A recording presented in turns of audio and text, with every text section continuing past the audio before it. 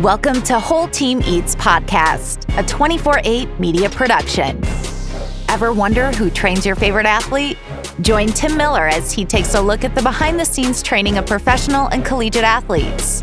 Tim connects with trainers, athletes, and others in the sports community to share their stories.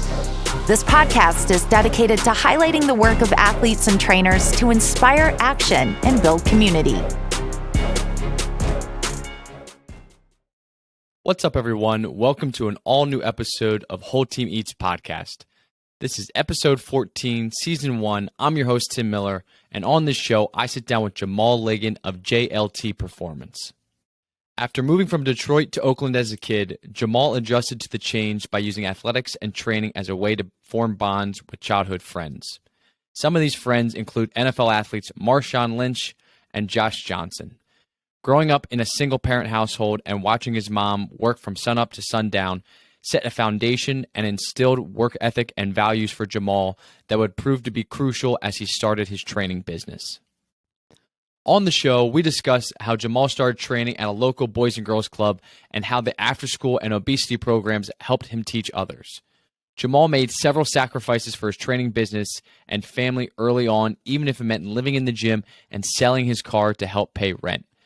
Jamal has scaled his business from a few NFL athletes to over 100 NFL athletes and offseason programs. Jamal's goal is to help each client capitalize on their full potential. It's my pleasure to introduce Jamal Liggin of JLT Performance. Jamal, welcome. How you doing? Thank you for having me. So, I've been wanting to connect with you for quite a while now. We're excited to have you on the show. We've talked to some trainers that you're mutually connected with and had them on the show previously, so we'll get into that a little bit later in the show. But with most of my trainers, kind of the natural start for a lot of our episodes is just to ask you and talk about how your training has been to start the year. Well, training went off really well this year. We had a good group of guys. We did over 30 NFL guys, which is pretty normal. Guys from all over. I had 2 to 3 guys from every team in the NFL this year. We had a good turnout for NBA. I didn't get a chance to travel that much and work with some of my drivers or soccer players, but definitely getting a good rapport with them on coming out for next year. Awesome. And in the past, you've done combine prep. I know we've mentioned that before the show. Correct. I've done combine prep, honestly, since I started my career, and I recently took a little break on combine to focus more on my NFL offseason. The year that I stopped, 3 years ago when I stopped doing NFL combine training, I decided to really dive in on my NFL and went from like 30 guys to 60 NFL guys, which was amazing for me. And how many years did it take for that program to evolve over time from NFL? Over 10 years. Wow. A lot of work with guys who were late round draft picks or free agents, and just working my way up to get some of these first round draft pick guys. Have you had a bunch of first round picks in the last couple of drafts, or how many first round picks have you had? Some of my most recent guys would be Bradley Roby, Anthony Barr, Chance Warmack, Kyle Long. So I kind of finished up pretty strong in that era, and then started diving in on just NFL offseason.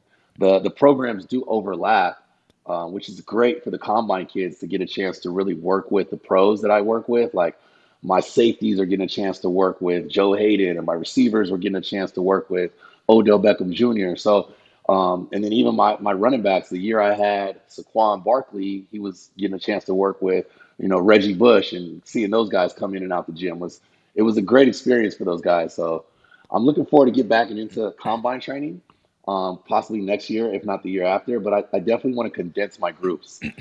There's some good programs out there that really focus on large number groups. But, getting into the stages that I'm in now in my career, I just want to focus on that one guy, maybe two, depending on if it's a quarterback and he wants to bring a receiver, or, a DB that wants to bring his other, co-partner, a linebacker or a safety. So I want to focus in on just a smaller group of guys if I decide to get back into it. It must have been interesting from your perspective as a trainer to kind of watch a former great and a rising star in Reggie Bush and Saquon Barkley and kind of see them interact and kind of share knowledge between the two of them. So it must have been really interesting to kind of witness that from just like a third party's point of view. So now I kind of want to just tell our audience, they've been, we want to learn more about you, your background, where did you grow up, how did you end up where you are today? But let's just start, kind of where you grew up and why you originally started moving out to Oakland and then down to San Fran. I was born in Detroit, Michigan, actually Southfield, and then I grew up in Detroit, Michigan. And my mom, she got a job offer in San Francisco. So we moved to Oakland, California, where it was, close enough to hop over the Bay Bridge where my mom could go to work. And I ended up going to school at Oakland Technical High School. And that's where I kind of got hooked up playing football and running track. And some of my teammates were Marshawn Lynch and Josh Johnson. And Josh is still currently playing to this day. So it was a good experience. I thought I was actually moving to Beverly Hills at the time, like Fresh Prince of Bel-Air, and it turned out to be West Oakland, California. That might have been like the two biggest difference in where you thought you were going and where you ended up. I'm sure you learned that 100%. pretty quickly. And Josh Johnson, if I'm not incorrect, he's like one of those NFL journeymen who's almost been on half of the league teams at this point. Do you know the number of teams he's been on? Man, I want to say almost all of them, with the exception of maybe 2 or 3. He's got every jersey. Okay. That's like we always say, he's got every jersey. He doesn't need to do a jersey swap. He's got every jersey already. Does he send you a jersey from every team or a few of them? I've never asked for a jersey from any player. Okay. I didn't know if Josh was different just because you grew up with him and he's been on almost every team. If you had like a collection of just Josh Johnson jerseys, I'm sure he has a couple to spare. So you're now in Oakland, California. You grew up, you ran track, you played football. Fast forward, you're now starting your training business. Can you talk about how your training business started to evolve and where you originally started out? Well, I've always been like one of the faster guys on the team, if not a captain in some sorts.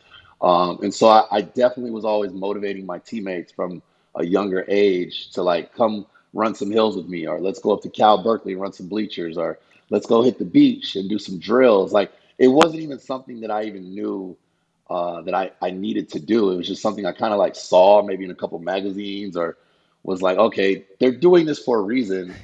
Think I need to try and do this. So there was no educational background at the time of just other than I need to get faster.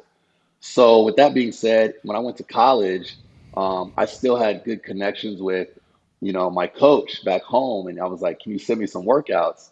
And once he started sending me workouts, I kind of started doing more research. And then, like I said, other players on different teams, as far as the school I went to, some baseball players were watching me train, some other football players, some track and field guys. And they were like, I want to do what he's doing.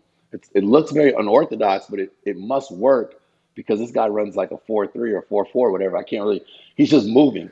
So I kind of brought that back home. When I left school, I came back home and kept training. And a lot of the coaches that were in the area and some of my friends that knew about some up and coming kids were like, you need to work out with this guy. He's going to take you to the hills. He's going to take you to the beach. He's going to do all these things that he did in college and high school to take it to the next level. And it was good because I started building up this rapport of kids. Keep in mind, I'm still working like regular jobs. I'm working for Nike Town. Fast forward later, I have a sponsorship deal from Nike. I was working for a mattress company called Sleep Train Mattress Company. And then I was also like stocking shelves at grocery stores, but I still made time to train these kids. Yeah, that's pretty unbelievable that you're doing all these different jobs and you're still cutting out time to train the kids. As unorthodox as your workouts might seem to be to some, they've obviously evolved over the years and attracted a ton of athletes in JLT and what it is today. So you started with kids, running hills. I know you've mentioned before the show at a park, and then you transitioned to a boys and girls club at one point. Yeah. So one of my players who had a local workout with the San Francisco 49ers. He was a Boys and Girls Club kid. And it's funny because I was a YMCA and a Boys and Girls Club kid when I was growing up. And I said, well, we need to lift because all I was doing with him was speed work outside. And he was like, bro, I need to really lift. I don't want to just go to 24-hour fitness. Let's go to the Boys and Girls Club. So we went to the Boys and Girls Club and I talked to the director. And the director told me, like, you can use the gym. Go ahead and take a look. We walked in the gym and it was a dump. It literally was equipment knocked over. It was dirty. Everything was actually donated by the Oakland Warriors at the time. So all I had to do was refurbish it. So I asked the manager, and I said, "Is it possible we could use the weight room? I'll clean up everything, and not only that, I'll offer a after school program to the kids, teaching them how to, work out, get in shape. I started an obesity program for the girls, and then I also I'm pretty I'm pretty good at using the computer. So I was teaching the kids how to do Photoshop and how to edit their own like music videos and training videos at the time. This is like 2000, I don't know, 7, 8, 9. So it was an even exchange, and then I also got to use the weight room for my clients. So they're now letting you use the Boys and Girls Club gym, and you have opened these programs for obesity and furthering education for some of these kids that don't have access to, Photoshop and other, kind of technologies at the time. Keep in mind, 2007, this wasn't widely used applications at that point. Not at So all. how does it now? I know we mentioned before the show that you were training at the very beginning of it, maybe 8 athletes, and a majority of those athletes went D1. What kind of validation did that give you that your methodologies and training that you're now using with some of these kids is translating into real scholarships, and that's affecting the families and not having to pay for college and allowing those kids the opportunity to further their education above and beyond high school? Well, it hit me kind of hard because it was actually what I planned on doing from the beginning. And I told these kids, I'm doing this for free. And if I'm going to do this, you got to take it serious. And so it kind of was an even exchange. They're going to work hard, and I'm going to work hard just as hard to show them what to do.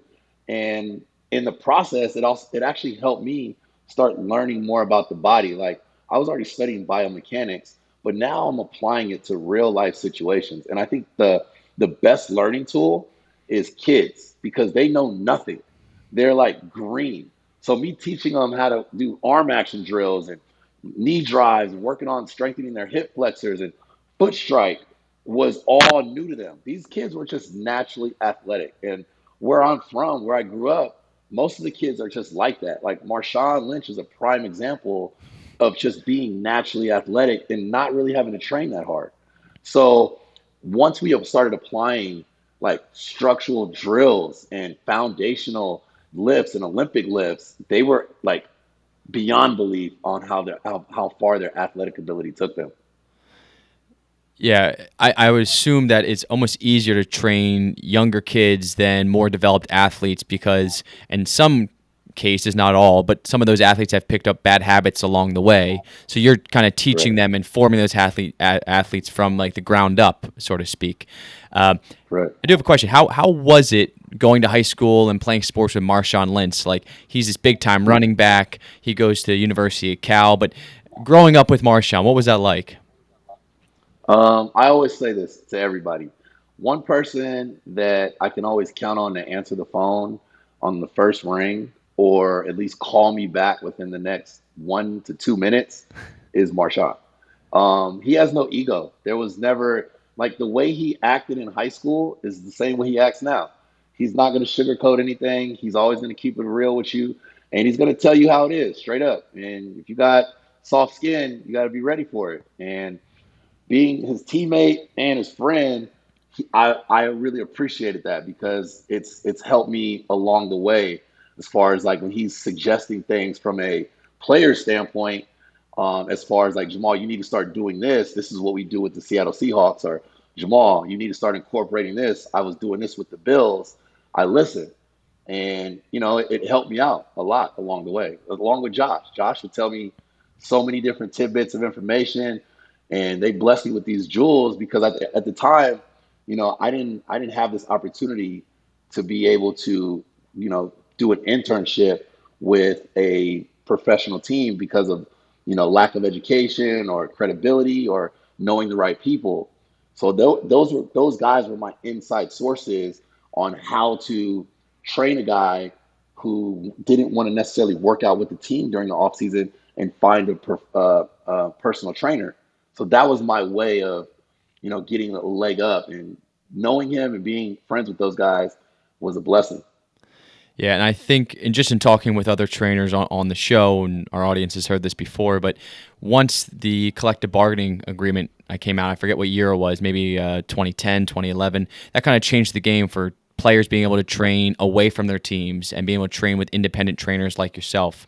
But going back to Marshawn and Josh Johnson, it seems like the three of you collectively have really taken, just like an understanding of not only the training world, but giving back to the community as well. So you're starting programs for Boys and Girls Club and obesity for young girls.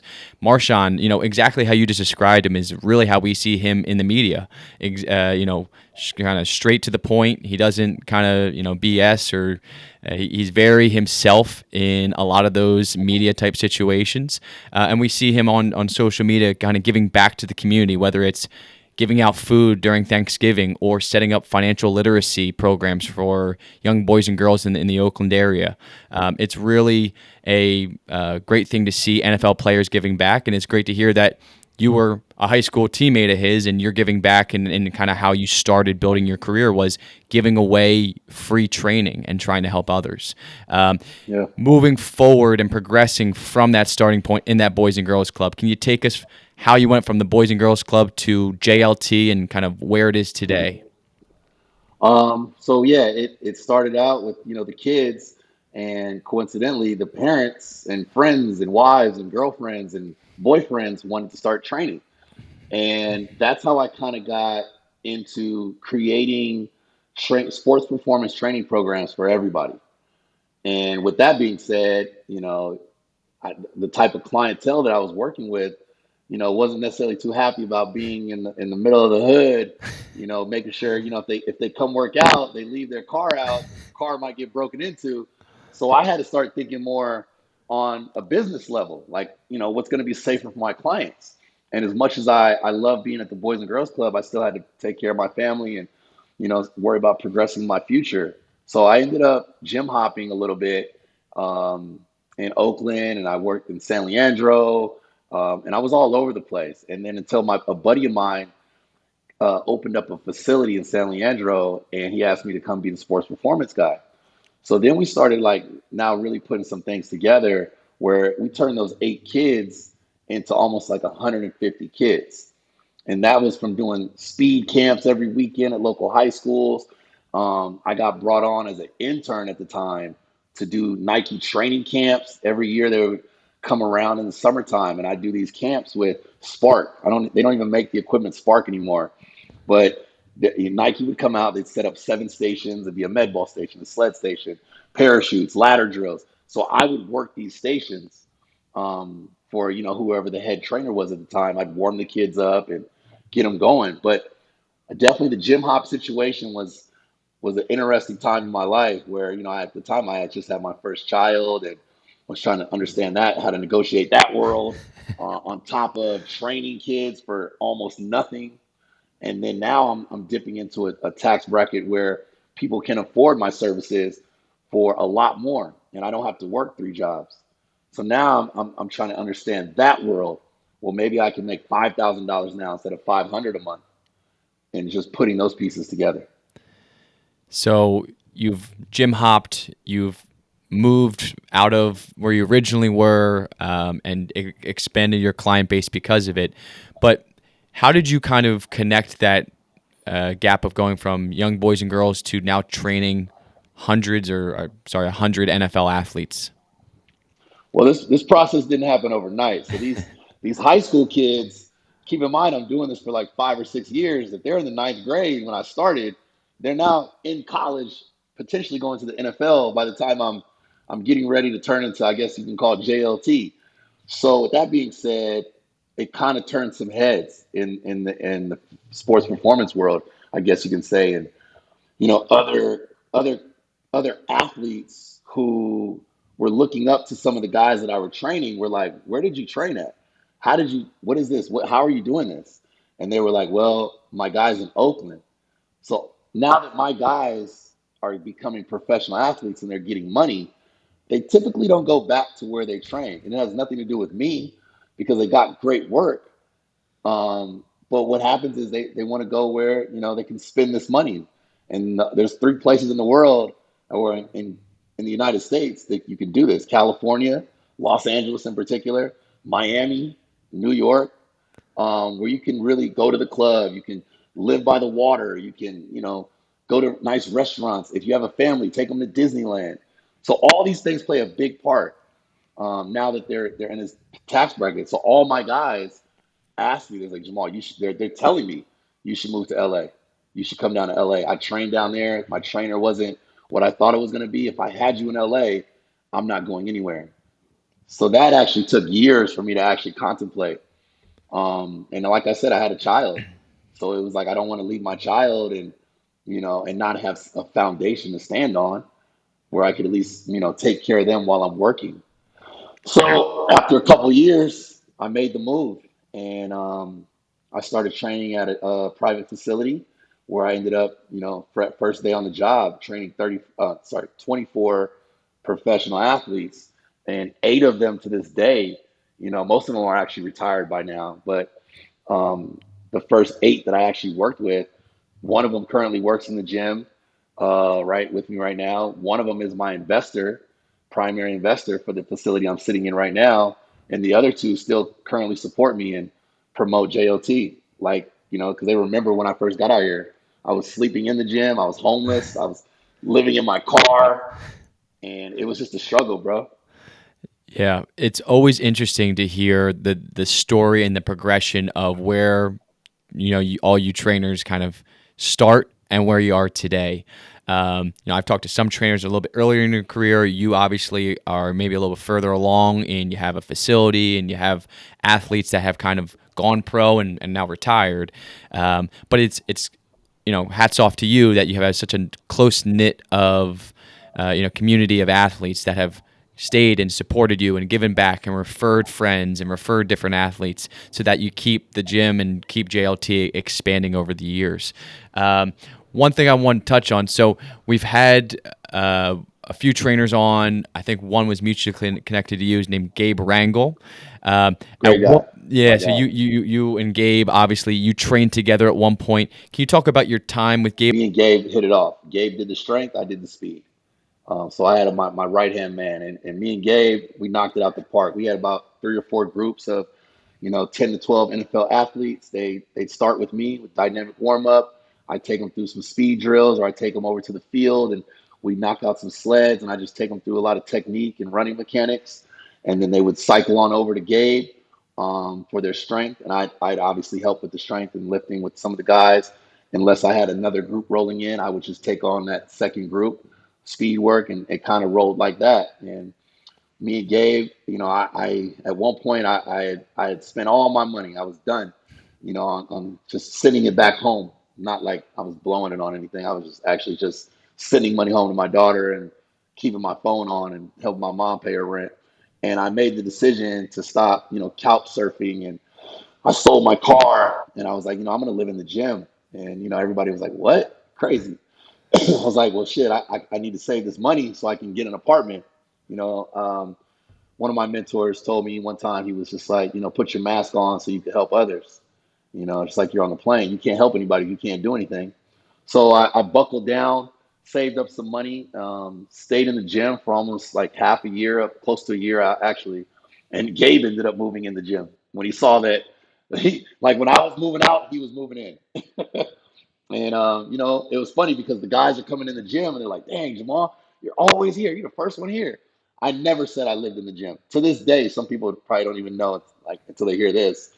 But I didn't. We didn't eat food. Like me and Gabe joke about it all the time. Like the only time we ate was if one of our clients is like, "You guys want to go to lunch?" And we never really said yes, but we didn't want to say no. And so we'd save our money, eat food at night, and hopefully every hour a guy would take us to lunch. But yeah, it was interesting. It was a struggle, man. I was gonna say that was quite the lifestyle to get started in training. The ultimate sacrifice, selling your car, living in the gym, only eating certain times of the day and hoping that people take you out to lunch. That's definitely a first on the show, hearing that. But how was it kind of moving into the gym and kind of making that sacrifice? Was it nerve-wracking that you're now living in the gym and sending all your money back home to support your daughter, or was it just, hey, this is what I need to do to, uh, you Second know, nature, bro. My yeah, mom, I come from a single parent household. My mom worked sun up to sundown.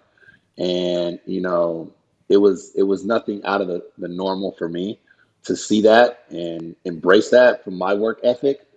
Whereas, like, I'm gonna get up, I'm gonna work on my graphics, work on my editing, get to the gym, or if I was already at the time already in the gym, clean up, make sure I'm training. When I get done, go out, pass out, 1,000 flyers, go to the mall, reach out to, see if people want to come train with me, come back to the gym, get back on the computer, build some websites for people. Because at the time I was, freelancing as a graphic designer while I was, training just to pay ends meet. Then I'd go over and work at a hotel, parking cars overnight, and get back to the gym, take a nap, take a shower, and go to work. Like the gym had everything, so it was okay. I had a shower, a TV. I didn't really play too many video games, but if I did, it was there. that's incredible. And to hear your journey and your progression, and it's just all really incredible to hear that backstory. Um, so you've gone from freelancing in graphic design, parking cars overnight, everything that you've done to get to this point, and now you've expanded your business. JLT is a household name in the training industry.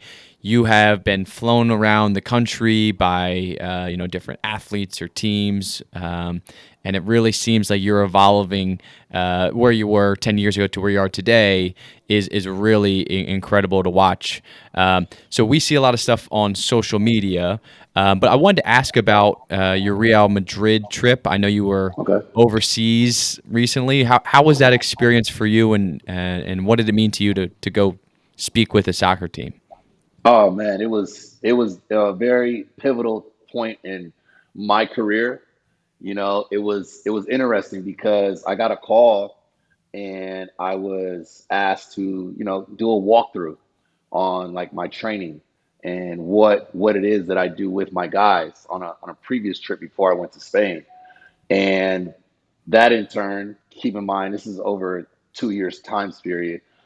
That in turn turned into me actually getting, flown out, going over a complete presentation on the JLT program and what I do and what I bring to the table with these guys from a speed and strength training standpoint. Um, this is the number one team in the world, and I'm blessed to get the opportunity to even just share my knowledge with them on why my athletes are performing the way they do. And I think they were very, interested in what that in turn it turned into me going to other teams, and now other soccer teams want me to come out there. And I'm working with Formula One drivers now, so it definitely expanded my, I guess, what I've been pegged as the football guy for so many years. But what I'm really doing is functional movement. I'm showing people how to just use their body in a certain way to get the advantages that they want to. It's interesting. So you're not just the football guy anymore. You're expanding in sports, but you're also expanding your different business endeavors as well. So now you're working with different. You've obviously have done work with Nike, but you have a few other brands that you're now starting to work with. Can you tell us about how you've been expanding on that front from a business standpoint, and what brands have kind of reached out to you and you've been a part of growing their brand?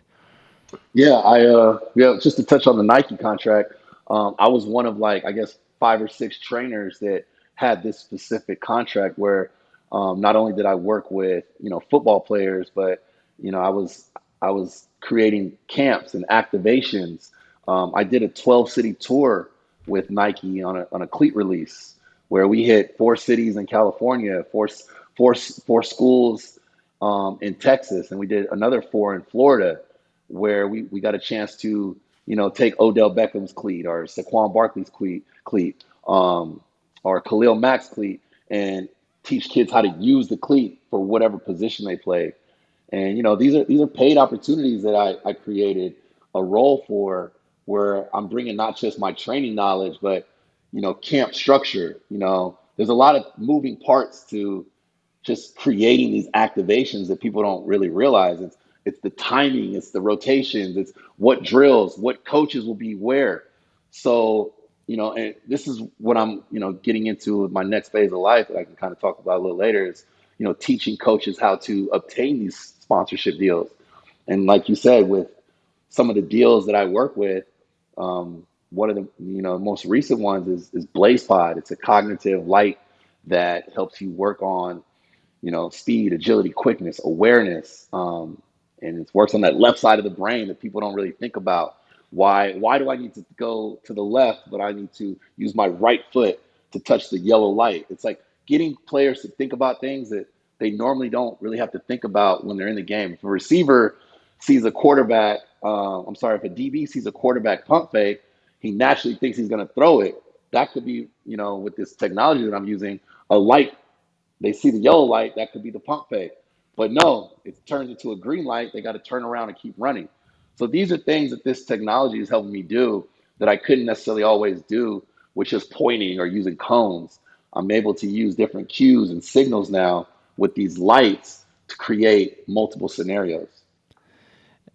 And you've mentioned, just mentioned that scenario, like a defensive back kind of doing reaction work and wide receivers doing reaction work. One of your longtime clients, I think it was Joe Hayden, right? He recently retired, but we've seen him in a lot of your social media clips. Great career for him. And then another athlete that we've seen you work with on social media is Stephon Diggs, who's having an outstanding year. He had a great year last year. But what is it like working with these superstar athletes? Like, it's not just any NFL athletes. You're working with elite level talent. Is it any added pressure for you to train? Like, do you feel any extra pressure when you're training them, or is it just I'm doing movement, I'm doing what I'm comfortable training, and you know how you train and kind of just relay that to your clients? I treat everybody the same, and I think that's the biggest problem with new trainers in the game. They're fans. I'm not a fan. So it's like, if you want to train with me or you don't, it doesn't matter. I'm not going to go and treat this person any different than anybody else in the gym. And that's been like my staple as a trainer, is to make sure that I treat my free agents like they're Odell Beckham Jr., treat my veterans like they're rookies, treat my rookies like I've been training them since birth. Like, I want everybody to get the same treatment. And I try my hardest not to make it feel like I'm giving, certain types of, expert treatment to these guys, because I don't want anybody to feel disrespected, or I don't want anybody to feel like I don't care about them. And it's a good point. You want to level the playing field for all athletes, right? You want them to feel like, if they're paying you for your services, everybody should get the same treatment. But what does a typical week look like for you right now? So you're in season football, but what does a typical week look like? Get up at 5 a.m.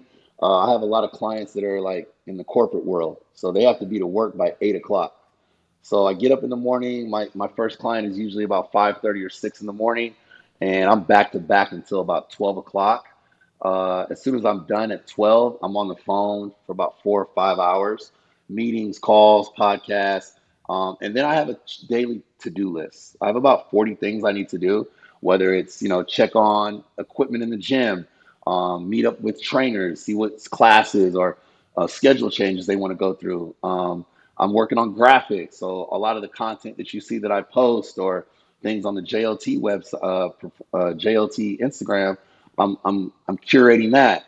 I'm meeting with some of my interns or assistants on projects that we need to work on, and then at the end of the day, it's outreach. So I'm reaching out to baseball players, basketball players. I'm keeping up with my current NFL guys, just trying to stay on top of it as much as I can. And I get done with my day after I walk my dog and try to get a workout in myself. I'm done with my day about 10 p.m. and then it's lights out. That is a long day for anyone. I know you mentioned your dog. We talked about him before the show. Is Chubbs the bulldog? We've seen him on social Yeah. media.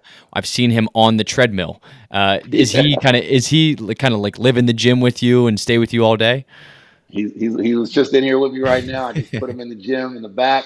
He's the gym mascot, and I got him during COVID. He's 2 years old. He's 2 years old now, and as soon as we get in the gym, he's running around. He hops on the treadmill, knocks out his workout, and he's tired the rest of the day. So everybody gets a chance to play with Chubbs. That's awesome. That's awesome that he lives there. And what a great name Yeah. for a bulldog, Chubbs. Oh yeah. One question that I like to ask a lot of my trainers is, um, everybody in the training business, or really in any business, you always need some type of mentor or mentorship along the way. Um, was there any mentors that played like a key role in you getting to where you are today? And if so, how did they kind of bring you along? So I guess you could say my mentor that I recently actually just lost is my uncle. He passed away this year, and he basically gave me a lot of insight on people. And what I mean by that is like training is training, but if you can start to understand people and you understand their mannerisms, you understand what makes them tick, how to be better at customer service, it'll take you a long way. And with that being said, like my first real coach that I had was Douglas Oyang when I ran track. He was my coach, and he kind of like inspired me to learn more about actual fitness and training and understanding the body. And then along the way, I've just picked up on different coaches, and a lot of my biggest mentors were people that I saw kind of, I don't want to say do the wrong thing, but do things maybe not how I would do them now. So it kind of gave me more insight on how to help my clients become better athletes, from like a training perspective, from a etiquette standpoint. If I have a client who's married, understanding how to work with him and their wives at the same time, or creating an environment where there's not so much insecurity or thought process that goes into what my client may or may not be around. So I wanted to create an environment too where my clients feel safe, male or female, and their significant others have peace of mind. But yeah, my mentors definitely don't just range from coaches, and it range, some people that I look up to that I haven't really actually met, but we've had conversations, would be probably Tim Grover, who worked with Kobe Bryant, LeBron. He's worked with everybody. And so kind of modeling his transition out of the actual physical training is what I kind of want to, imitate as I move on to public speaking and, doing these engagements and activations where I'm talking about training and helping other younger trainers get to a different level, or how to get sponsorship deals, or how to like work with brands and do activations, or learn teaching trainers how to use Photoshop. I use Photoshop 7 times a day if I need to send a presentation or a deck. So it's like these little things you don't think about. And that leads me right into my next question was, what are your future plans for JLT? You just said public speaking, Photoshop and doing those types of things with social media and building the brands of trainers and athletes. But what are your future plans? Like, where do you see yourself 5 or 10 years from now? I see myself working with a smaller group of clientele outside of a program. I first and foremost, the NFL offseason program is my baby. I love it. I'm always going to cherish it, and I have some great coaches that definitely are capable of running the program. I just always want to have some type of input, or be able to at least let the guys know that I'm there watching, whether if it's I'm actually a part of the program or not. I want people to know that I'm still involved. But realistically, what I want to do in life is help people. I want to teach other trainers the pros and cons of owning a gym. I want to teach trainers how to sit in front of 4 Nike board members and present an idea and get that paid for. I want to teach trainers how to ride a private jet. I want to teach trainers how to go over to Spain and work with Formula One drivers while you're there for, a soccer player. Like there's so many different avenues in this world of training that a lot of people just don't know. They think you just have to work at 24 Hour Fitness or Equinox and train all day. You can create your own lane. Um, it's interesting how many people don't know this, and I want to give them that opportunity. That's something that most of our trainers, the transition, they want to do something above and beyond training in the later stages of their training career. So it's interesting that you kind of share that same idea. Just to wrap up here, something that I like to ask all of my trainers now that you've made it as far as you have and you're very successful and you have a household name in the training industry, with the knowledge that you have now and knowledge that you've gained over your training career, would you change anything about your training career and the path into training, or would you say that you had to learn and go through those different setbacks along the way to get to where you are today? It's interesting you say that, because going into the public speaking, I'm talking about the things that didn't go well, and I am a prime example of, you know, learning from my mistakes or learning from things that necessarily didn't go right.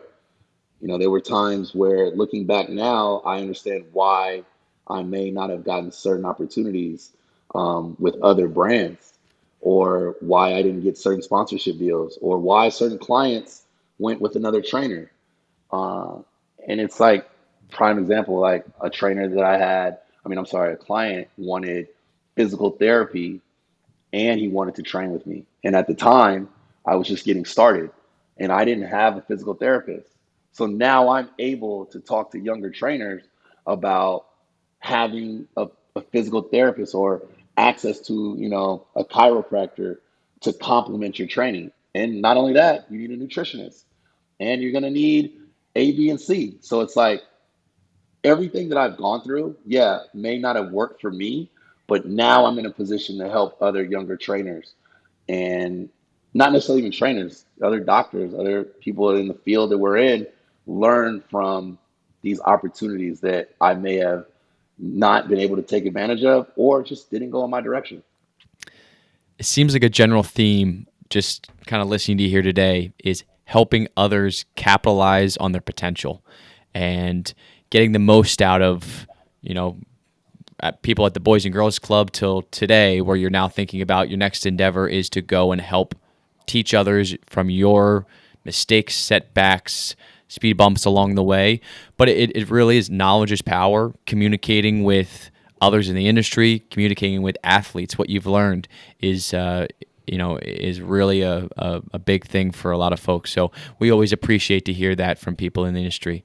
But it was a pleasure having you on, Jamal. Once Thank again, you. Jamal Liggin, JLT Performance. We're excited to kind of see where it goes from here. We'll stay in Thank you. touch, and our audience will stay engaged with whatever you do here in the future. Appreciate that. And likewise, I really appreciate everything. I know you guys have been following me for a while, and I always appreciate the reposts. And just stay tuned, man. We're gonna keep going. We got some big things coming up. We got a lot of things going in and out the facility that I'm excited to share with you guys in the future. And just working, trying to build it up, trying to get 100 athletes in every sport in this gym. Thanks. Appreciate it, Jamal. Thank you.